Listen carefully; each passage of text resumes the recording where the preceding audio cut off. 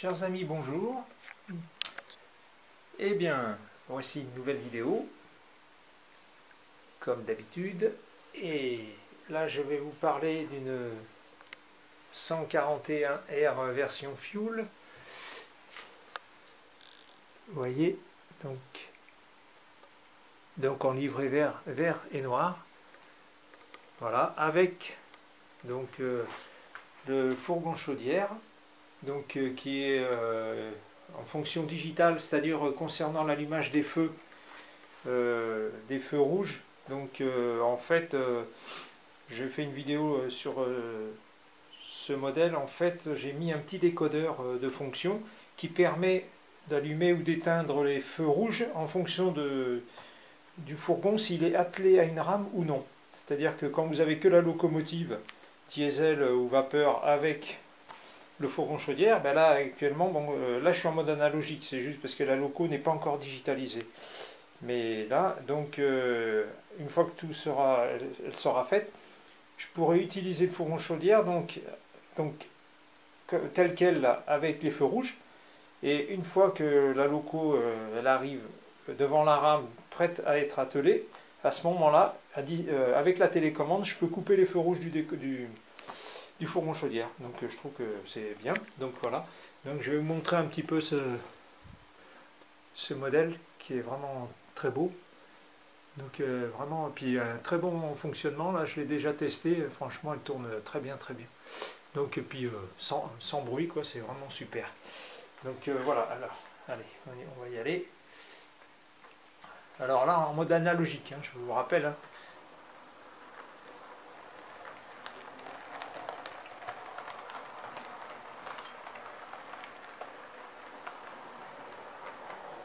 Alors ce modèle, par contre, j'ai un autre modèle en version noire, une version charbon, la 141 R307. Et en fait, la R307 a deux essieux bandagés, alors que ce modèle n'en a qu'un seul. Elle a un essieu à l'arrière qui est bandagé. Vous voyez, regardez. Hein.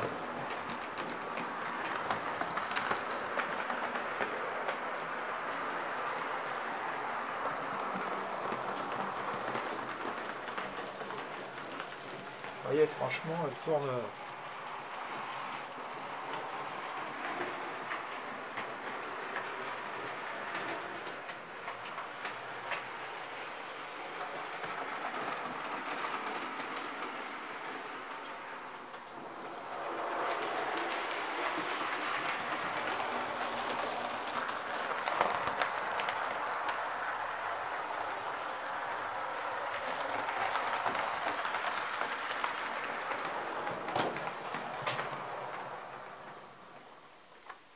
Voilà, donc là, hop, marche arrière.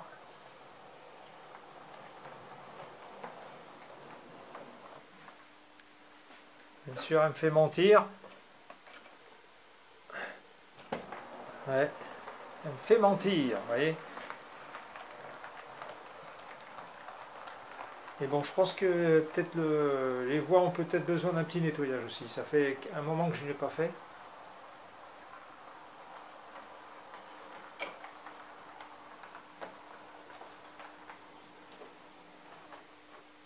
Là, donc, voyons. Allez, je vais changer l'aiguille parce que là, j'ai aucune action électrique possible pour l'instant puisque j'ai tout débranché. Il n'y a que le transfo qui est relié à la voie.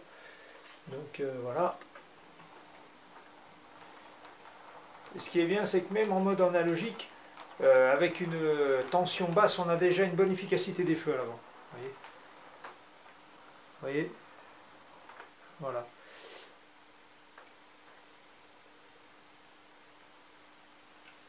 Ouais, donc elle a, ouais, là, les feux de ce côté-là aussi. Vous voyez, ouais. Voilà. Vous voyez, donc, alors, hop, je vais revenir là. Voilà, donc je vais poser l'appareil photo. Là, et je vais enlever la machine et je vais mettre une autre loco. D'ailleurs, je vais retirer.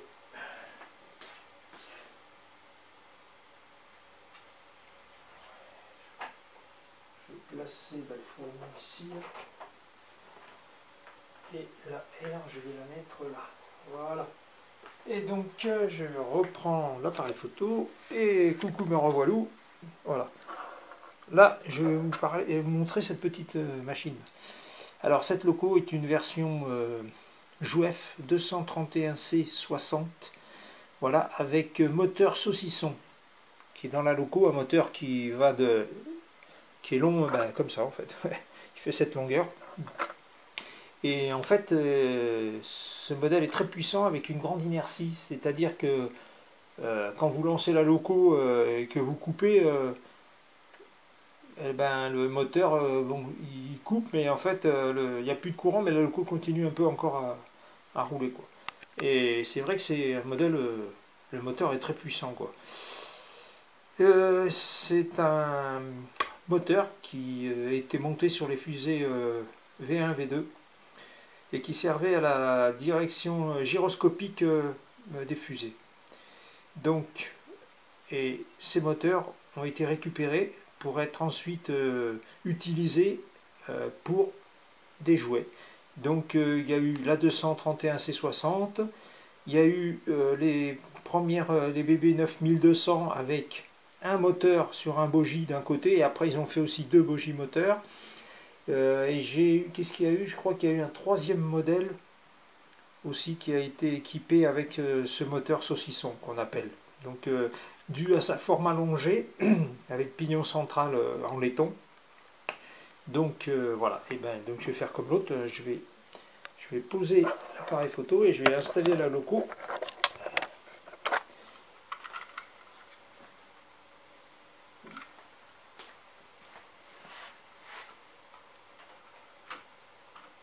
Voilà, alors hop. Alors ça, là on s'amuse un petit peu. Hop, le vis à l'arrière, les roues, hop, et le petit bougie avant. Voilà. Voilà, donc vous voyez, voilà, petite 231C60. Alors elle a l'éclairage à l'avant. Donc et puis là vous voyez, on voit bien les inscriptions. Enfin, elle est vraiment propre cette machine là. Donc voilà. Alors on y va. On va faire un petit test.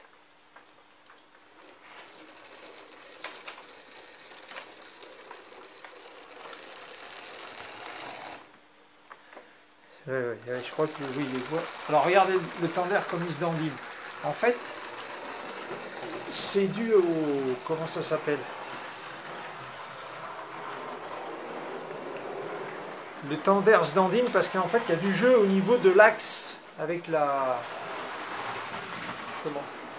Avec la vis de fixation. Donc il faut juste... Bah ouais, regardez. Regardez, vous voyez. Puis en plus, le temps d'air... Oh, ah bah voyez, regardez. Hop. Là, vous voyez, vous avez vu le décrochage en direct. Le temps d'air, il se dandine tellement qu'en fait, du coup, il est resté là. Vous voyez. Il est resté à l'entrée de la gare. Bah, je vous montre. Alors là, c'est vraiment en direct, du direct. Hein. Alors regardez. Je mets le temps d'air à l'envers. Et regardez. Regardez comme le bogie, comment il se balade. Vous voyez, il se balade là, comme ça. Voilà. Droite, gauche, regardez.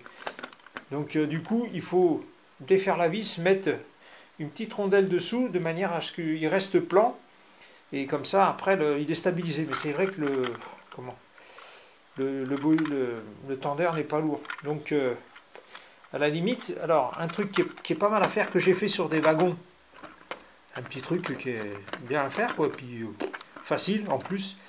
Ce que vous faites, vous percez un petit trou, je sais pas... allez, je dirais combien? Diamètre, ouais, je sais pas, 2 mm, 3 mm, ouais. Ouais, 2-3 mm. Et ensuite, vous prenez du silicone, avec une cartouche, en laissant l'embout de départ qui est très fin, et vous injectez du silicone à l'intérieur. Jusqu'à temps que le poids, après vous prenez le temps d'air ou le wagon, et puis vous le pesez pour voir, enfin à la main, vous le prenez à la main, voir si ça peut correspondre à ce que vous attendez, voir aussi, et puis remettre sur la voie, voir le comportement que ça a. Mais franchement, c'est vraiment bien, quoi. Parce qu'en plus, vous mettez exactement ce, enfin, ce que vous voulez, quoi. Vous en mettez, s'il n'y en a pas assez, vous en remettez. Et puis voilà. Et après, ben, ça reste à l'intérieur et ça fait la masse, ça représente la masse du, ben, là, dans le tendeur. Donc là, peut-être que je pense que je vais le faire en plus. Parce que là, franchement, vu que la loco est puissante, franchement, on peut mettre un petit peu de poids quand même. Parce que là, il est vraiment. Franchement, c'est très très très léger, quoi. C'est vol au vent, quoi, on va dire, hein. Ouais.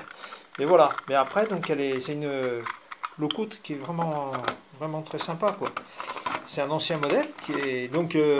Alors, cette machine. Alors, attendez, je vais décoincer le truc si j'y arrive. Voilà. Voilà. Donc, cette machine que voici. Ah, elle est là. Vous voyez. Je vais la mettre ici. Alors cette machine, bah oui, ça, il faut que je vais recoller, c'est juste emboîté, mais je vais recoller ça. Cette machine tirait les trains, ils ont fait, le Jouef a fait une boîte, le train Calais-Vintimille, quoi. Voilà. Donc, et voilà, ce sont des modèles anciens. Ouais, c'est une des premières 231 comme ça qu'a fait Jouef, hein, mais franchement, au niveau motorisation, c'est bien. Après, ils ont sorti avec les moteurs 5 pôles, des motorisations euh, alors avec courroie, enfin pignon et courroie aussi. Alors courroie, alors ça, c'est bien au départ et après ça perd vite de son efficacité parce que la courroie ben, elle finit par patiner et tout.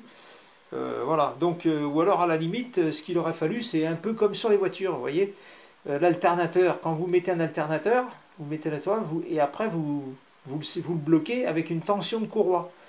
Voilà, vous pouvez régler. Et ben, il aurait fallu un système comme ça, quitte à avoir une petite vis de réglage qui pousse juste ce qu'il faut pour le moteur pour que la courroie continue de faire son entraînement pour faire fonctionner la loco.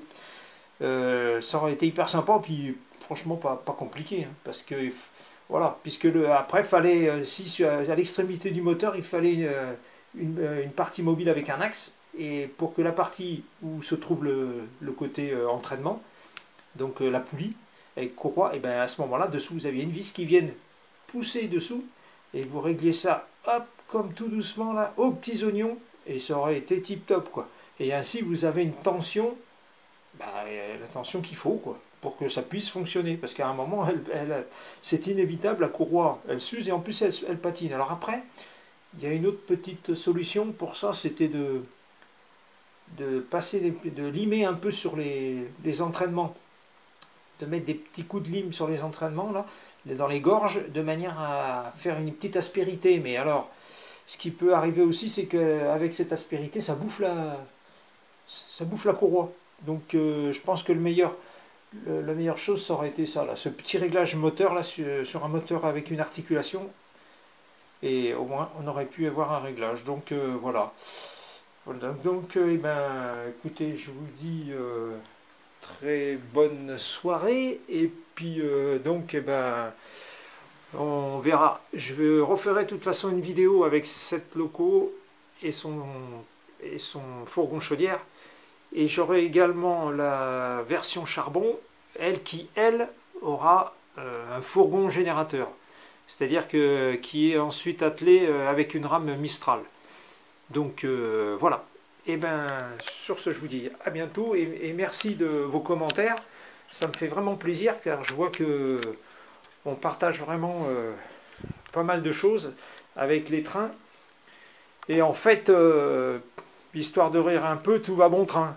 Voilà, allez, salut, à bientôt, au revoir.